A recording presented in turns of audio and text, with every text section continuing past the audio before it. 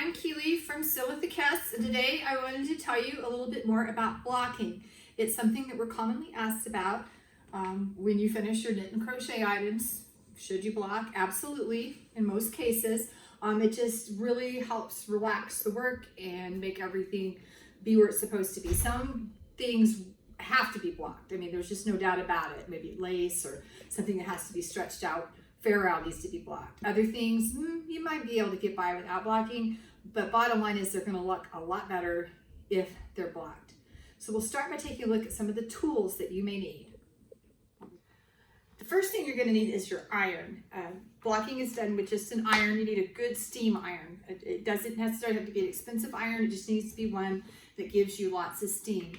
Some ask if you have like a home steamer, if that would work. Not really. We have a closed steamer here, and the problem is it's designed to work vertically. With blocking, you need to work down on a flat surface. You'll have a piece down, and that you'll get burned trying to use a hand steamer. So an iron is the best way to block. Cocoa Knits makes these really nice knitter's block kits. We highly recommend these.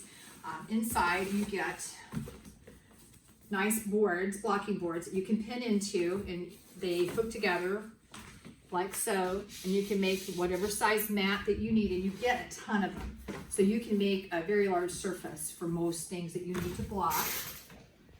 You also get this blocking cloth. If you're trying to make something square or blocked out to a certain inch, this goes underneath your work, and it has the inch increments so that you can stretch it out and get everything all squared up into size. So that's a very nice thing to have. And you also get a set of their T-pins in a nice little tin, which I like because they're really easy to access and get in and out. Both the T-pins and the blocking cloths are sold separately. And that is the Knitter's Block Kit. The other thing that you will need for blocking is a spray bottle of water and a blocking cloth. This is just one cotton, inexpensive, like flour sack towel that you use to protect the work, because we're not actually going to iron the work or let the surface of the iron directly touch our garment or item that we've made. Sometimes you'll need blocking wires. You do not always need blocking wires.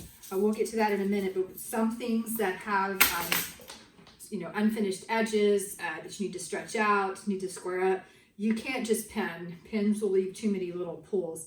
You almost have to have blocking wires. We like these from Fiber Dreams. They come in 3 different sets. They have a lace, a worsted, and a mixed set, depending on what you like to block. They're stainless steel wires.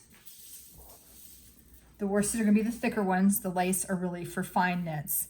I like to have a set of both, to tell you the truth, because I like these rigid ones for a lot of the things that I block. So unless you do a lot of lace, the worsted might be your best bet. Lazada's also makes nice blocking wires. This is a little company out of Israel. And they come in different types as well. These are more practical for shaped edges. Try not to impale myself here. Boing. Look how long these wires are. But they're all flexible wires because they, fold up to fit in their little tin. And they come in different thicknesses as well, along with some pins. So if you do a lot of lace knitting or anything shaped, these Lazada's wires are super nice. And they come in both long, really long, and then short. Long wires are nice if you have a big piece. Lastly, as far as tools go, this is more kind of after you've blocked. Wires falling off on the floor, but that's okay. This is a sweater care kit from Cocoa Knits. These are nice to have too for after you've made it, when you need to wash it, or if you just have special things maybe that you didn't make to wash. And in this, you've got, this is a super absorbent blocking cloth mat, and it also has the 1 inch increments, and you can stretch it out when it's wet and it will absorb the water. And then this is a drying towel. Again, it's like a chamois type towel. If you've washed things at home, like your knitwear, where you get it fully immersed with water, I go through about every spare towel I have. It gets them wet. This will absorb tons of water and replace using every towel in the bathroom cabinet. It has a pop-up dryer, so that way you get the air underneath it, and it'll help dry faster. And then 2 garment bags, a small and a large, for when you do wash things in the machine. Many of the yarns are superwash, and they're designed to wash in the machine, But that does not mean you just throw them in like the regular laundry, because if you've taken the time to make something, you want to make sure it doesn't get destroyed in the washing machine. And these bags come in handy for that. You also get a little bottle of Eucalan no rinse wool wash.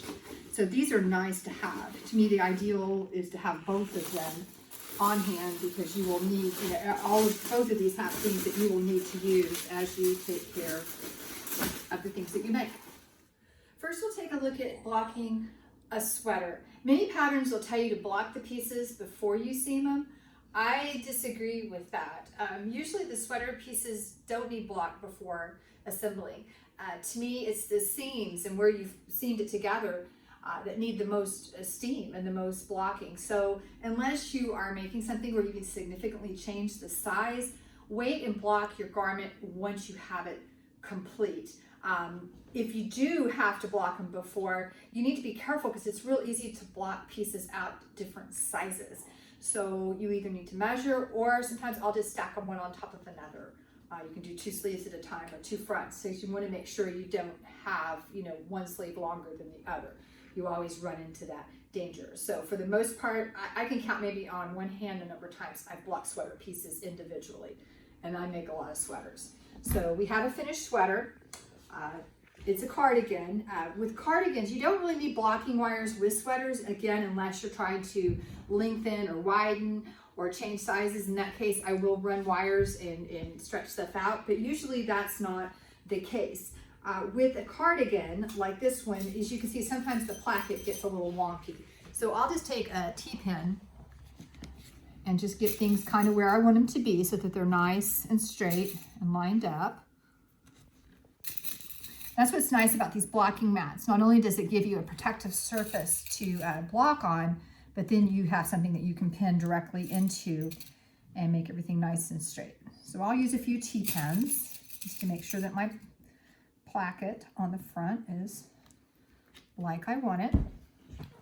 And then I've got a bottle of water, spray bottle of water, and I'm just going to dampen it. You don't have to totally submerge something in water. Again, unless you're trying to do some major size changes, or maybe if it's dirty and you needed to wash it, usually just a spritz of water. And I'm just getting it damp because, again, we just want to steam. My blocking cloth, I have got it wet in the sink. I wring it out enough so I'm not just dripping water all over the place, but it's still fairly wet. And I'm going to lay that over. We'll start here. And I've got my iron on high steam. And I'll especially give it an extra shot like around these sleeves where they're seamed in. And it doesn't hurt to give it an extra shot of steam up and down this placket just to get to lay it down nice and flat. And I'm not pressing. I'm letting it touch the blocking cloth. And I'm just letting my irons, you know, kind of skim the surface. What I love about this iron, to give a little promo to my Lisa iron, it has feet. It's a cool iron. Okay, I'm going to move my cloth around, and since my blocking cloth, a lot of the water got steamed out of it, I'm just going to get it nice and wet again. I'm going to go at it again. You need to be careful when blocking ribbing. It depends on what you're blocking, of course. Ribbing is usually designed to be elastic. If you block ribbing out too far, it will be permanent and it won't pop back in. So take it easy on ribbing. I will block over here.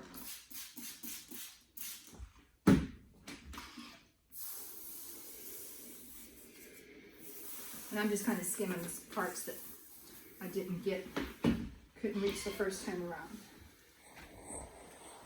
You don't have to wait for it to completely dry unless, again, you've done some massive size changes. I can go ahead and flip this over now. And just be careful not to mess up your placket. Sometimes I'll do the back first just so that I can go back and get my placket nice. And then I'll just flip over and repeat for the other side and just let it lay out and air dry. It usually doesn't take long, again, because I haven't submerged this in water. In an hour or so, this will be perfectly dry and ready to go. Okay, next I'm going to show you how to block something with unfinished edges. In this case, we're going to do this baby blanket. What I've done is I've taken our cloth so that we can get it nice and squared, and laid it over the top of our blocking boards, but I've made sure that there's ample blocking board under my blanket so that I'm not trying to pin into the table. For this, so that we keep these edges nice and straight and can get it stretched out like we want, I am going to run blocking wires up each side. They're very important to have blocking wires. Let me show you why. If you try to pin it out with pins and kind of get edge stretched out or even, it doesn't matter how many pins you use, you're going to get these little pin marks, and that is no good. It's almost better not to pin at all. So you really have to have blocking wires in this case. It's not hard to do. They call this dressing a garment. And I'm just going to work about a stitch in on the edge. And I try to be consistent, but it's not, you know, critical. I'm just catching a little bit. I'm going on like maybe a stitch in each time, every other row. And I'm just zigging this in and out of this side.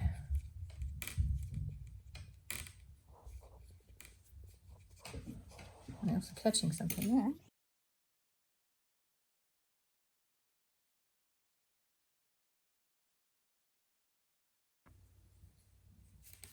And because this blanket is longer than my wires, I'm going to have to run a second wire starting here, and I'm going to overlap them.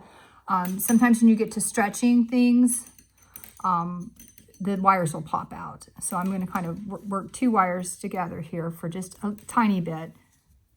You want to be sure and leave plenty sticking out. And then I'll continue with this wire until the end.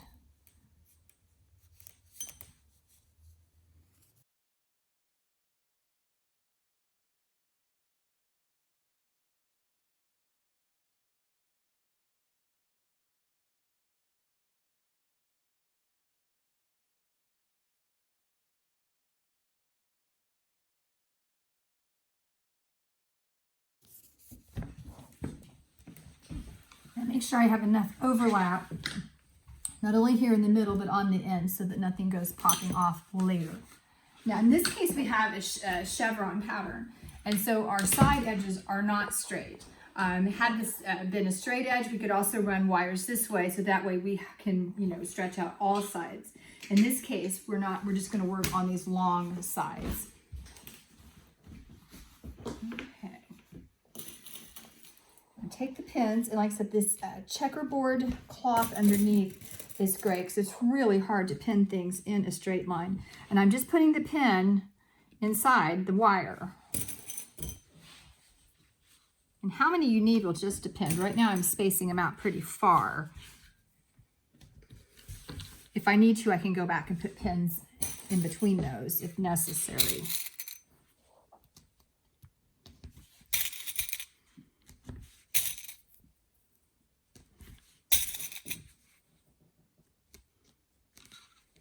Okay, I'm going to check I think I can get this one down a little bit more.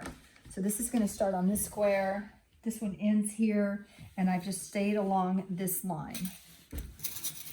Now I'm going to go on this side.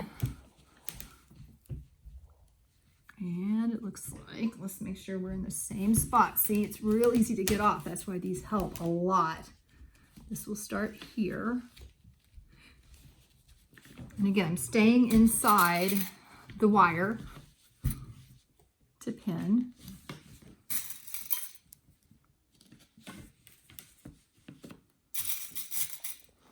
Just like when you stake a tin, if you kind of go at an angle with the pins rather than straight up and down, they tend to grip better.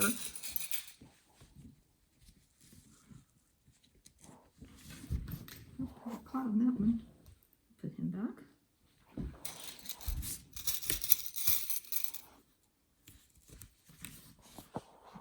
Make sure I'm in the same spot here.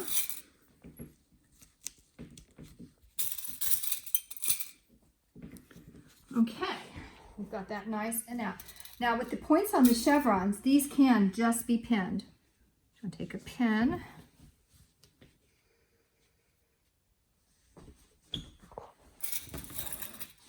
I'll run it through each of these points.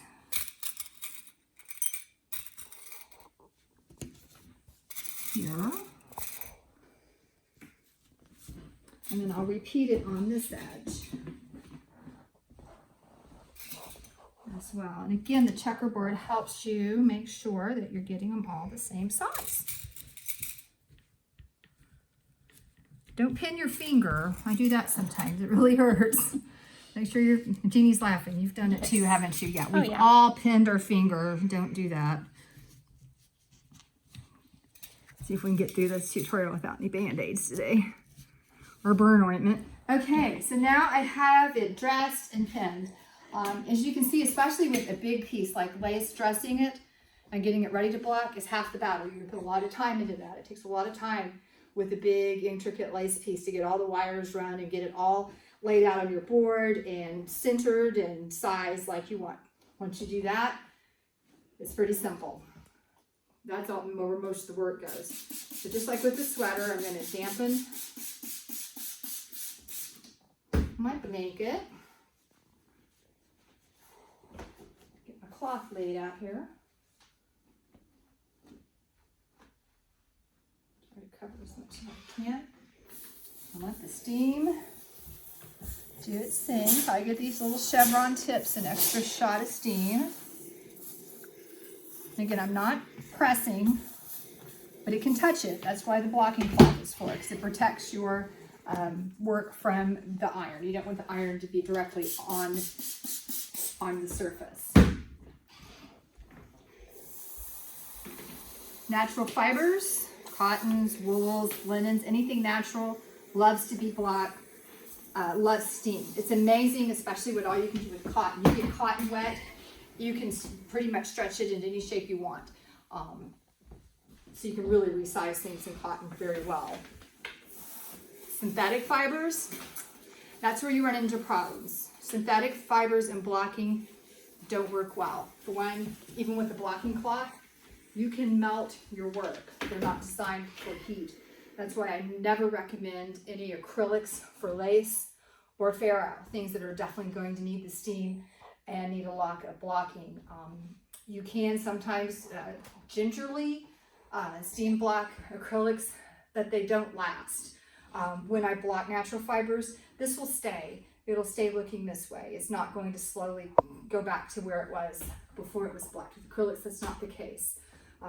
I've seen people, work real hard, maybe wet block, where you just get it wet, maybe put heavy towels on it and let it lay out.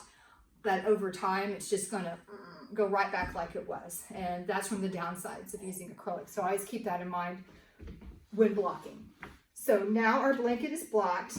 And if I've stretched it out a lot, I will let it lay here until it's dry so it doesn't go back. But this didn't need a lot of work. So I can go ahead and just take the pins out. And then everything, as you can see, is going to stay where it is. Blocking's not hard. It's something you definitely can do yourself. It's not something I've had people ask, should I send it to the cleaners? That's a hard no. Those are the last people you want to trust with your handmade items. This is something that you can do yourself, even if you don't like to iron or not a good ironer. It's not really ironing. It's just using your iron for steam to set your pieces.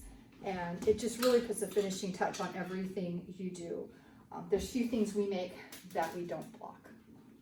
Get these wires out of here. You can see. Voila. See how nice it looks with the nice points.